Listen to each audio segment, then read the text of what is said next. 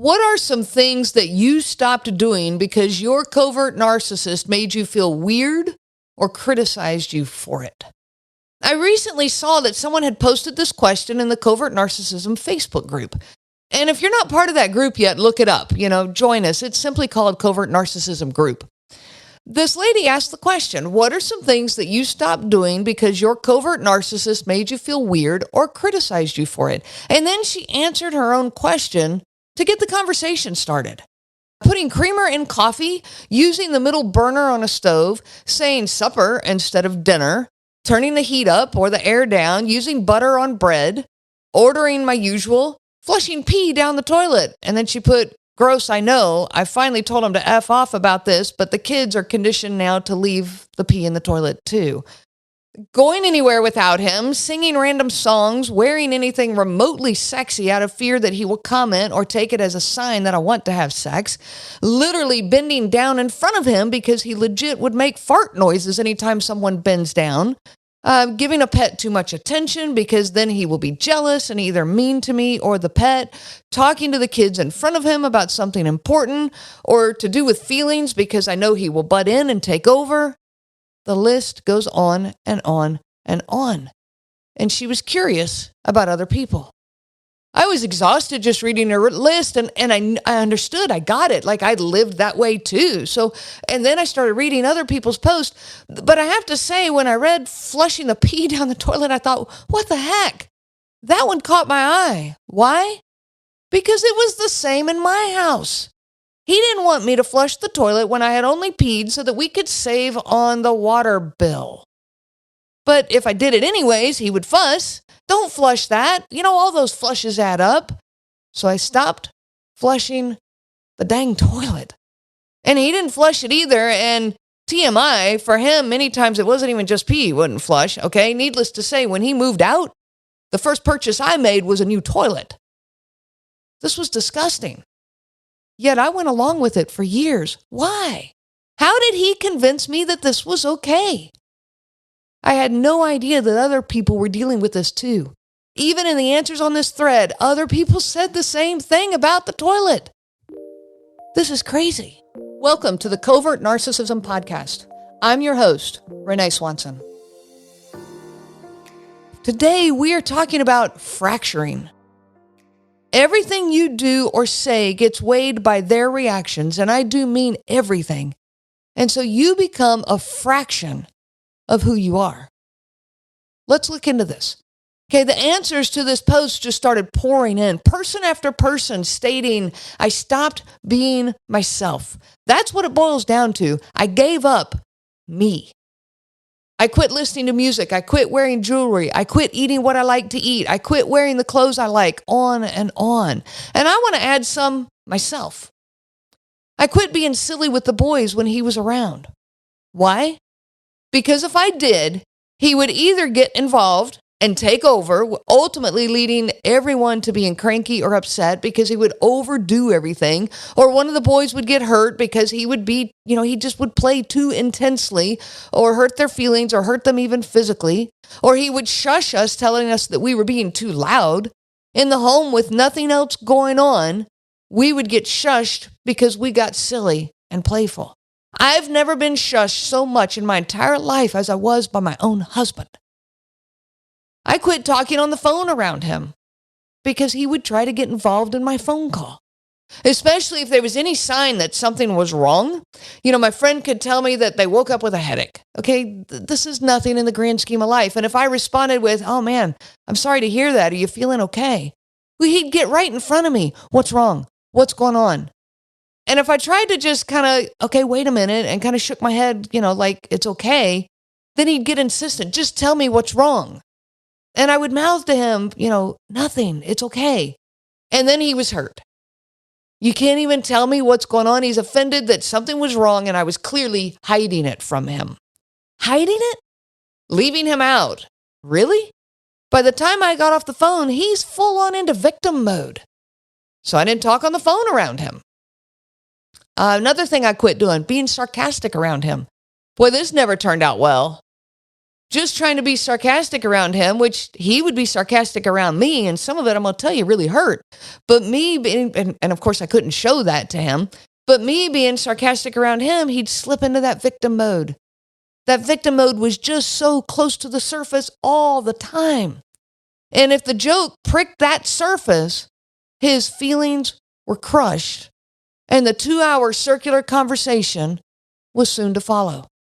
It just wasn't worth the risk. So I quit being sarcastic. If that victim mode stayed at bay, then he had to outdo me on the sarcastic side. He had to one-up me. He was certainly not willing to let me get the joke in and just have a moment, of the attention being on me that maybe I said something funny. He had to turn it back on him. His sarcasm would then come out competitively, biting and harsh, to put me in my place. How dare I try to be sarcastic? At least that's how it felt. What else did I quit doing around him? Taking the boys anywhere, working out, stretching, texting around him, helping the boys with anything around him. If I helped them with their homework, he had to get involved. I can take care of this. I will show him. And it would be 2 hours later with my son in tears.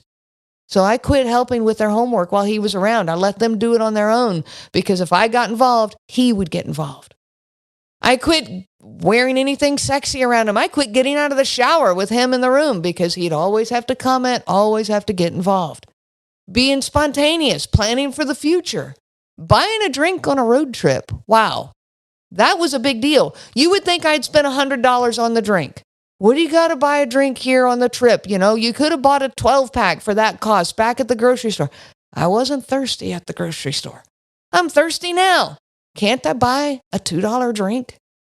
You know, or buying a drink for the kids while we were on a road trip. That was even worse. I quit being emotional. That just wasn't safe. I quit being fun and silly. I quit buying anything for the kids because I clearly couldn't spend my own money the right way. I quit turning the air conditioning on, or I quit turning the heat on, any of that. Stating I was hot or cold. Putting butter on waffles. I couldn't even do that. Hanging out with friends or family, practicing Tai Chi, listening to 80s music. This list goes on and on and on. Everything gets put aside. We become a fraction of who we really are. Our patron program is our biggest contributor to offset the expenses of this podcast. Thank you so much to everyone who has chosen to donate.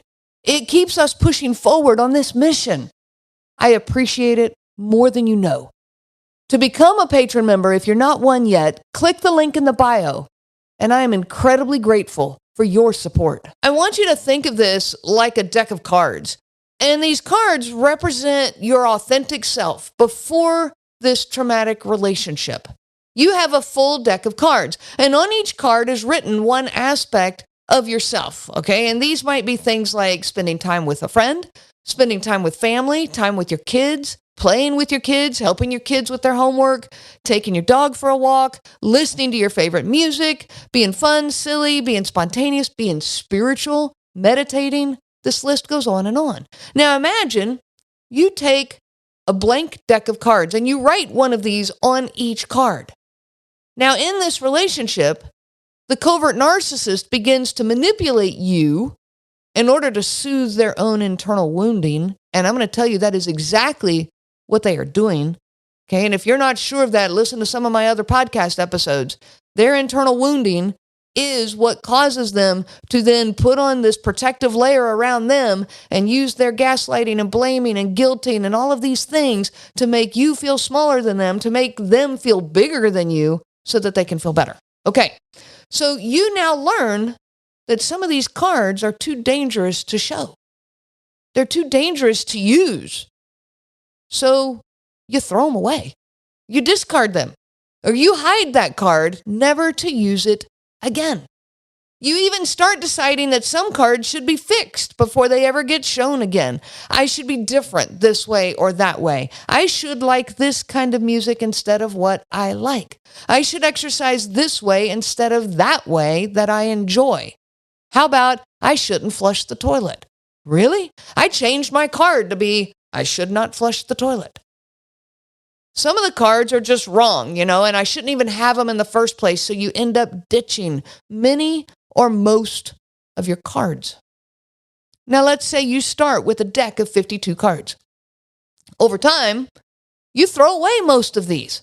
The longer you go into the relationship, the deeper you go into this relationship, the more of the cards that you hide.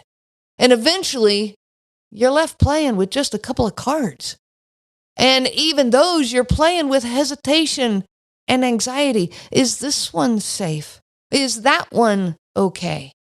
What's left is only a fraction of who you really are, and even nothing at all.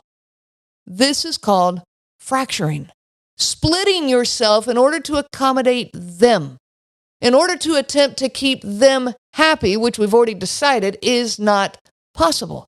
Their bucket that, you're trying to fill with happiness doesn't have a bottom. So everything just pours right through. Without even realizing it, for a decade and a half, I had a mental list of things I would never say again. I'll never ask him to buy a different kind of milk again. I'll never ask him about his meetings at work again. I'll never ask him to mow the lawn again. I'll never tell him about the boys' schoolwork again. After 15 years of this, I had quite a list. But it wasn't only about what I would or would not say. I had a list of what I would or would not never do again. I'll never go to the library again. I'll never pet the dog around him again. I'll never take the dog for a walk again. I'll never have that friend or any friend come over again. Little by little, we just keep giving ourselves away. We throw each card away one by one, never to pick it up again. So we're left holding maybe one card or two. And by the way, this analogy with the cards has gotten my creative juices going. And you're going to be hearing more about this on TikTok with the cards. So kind of keep an eye on that. It's coming. It's like in this relationship with the covert narcissist, we're playing a card game where we both start with an equal number of cards. And let's say we're playing the card game war, and I flip one card over, and they flip a card over, and whoever has the higher number on their card takes both cards. Well, that's how the game works. And this continues until someone runs out of cards, and the one that has all the cards at the end, they're the winner. Well, as you set aside, another card that you won't ever play with again, you're giving up on that card, or you turn it over, and their card trumps it, and they take it, and you start shrinking your deck of cards. I don't want to be this anymore. I'm not going to be that anymore. And their pile of cards grows while yours shrinks. Eventually, you have no cards left. They took them all. You lose the game. When you leave this relationship, don't expect, and I say when, if, okay? I will never push anyone to leave or stay. That choice is yours and yours alone. And it's a very personal decision. But if you choose to leave this relationship, don't expect all those cards to just magically be back in your deck. The effects of these relationships, they drag on for a while. The cards don't just instantly reappear. I'm back. They stay hidden. They stay guarded for a while. And there's lots of reasons for this. It has to do with when I say one of the effects of covert narcissism, covert narcissistic abuse, is that you start abusing yourself. And that's exactly what happens. So now you're still afraid to play those cards because the abuse is inside you. This robs you of who you are. It robs you of genuinely connecting with other people. Your protective responses, the guard that you've put up with this person, follow you. Well, this is where healing comes in. Pull your cards back out. Start looking through them at least. I'm actually going to go buy me a deck of blank cards, and I'm going to start writing on them who I am. Okay? I want to start identifying what my deck of playing cards looks like. So go do that. You can find them, on Amazon. Just go get you a deck of cards. And I want you to look at these, and I want you to think about all the ones that you've put aside. Add to this deck of cards the person that you were before this relationship. And just one at a time, start putting them back into play. One that you've missed. Go to the library. Go to that store that you quit shopping at. Take the dog for a walk. Call a friend that you've abandoned for the sake of your relationship. One at a time, put these cards back into play. Turn on that song that you quit listening to years ago. All of this will get you back on that journey of healing, back on that path of finding you again. I wish you so much peace on your journey of healing. You have been listening to the Covert Narcissism Podcast with your host, Renee Swanson. Be sure to check out our website at www.covertnarcissism.com. There you will find many resources just for you to help you on this journey. You can also reach out to me by email at Renee, RENEE, at cnglifecoaching.com. Those letters are CNG, as in Covert Narcissism Group. I do look forward to hearing from you. I wish you so much peace on your journey of healing.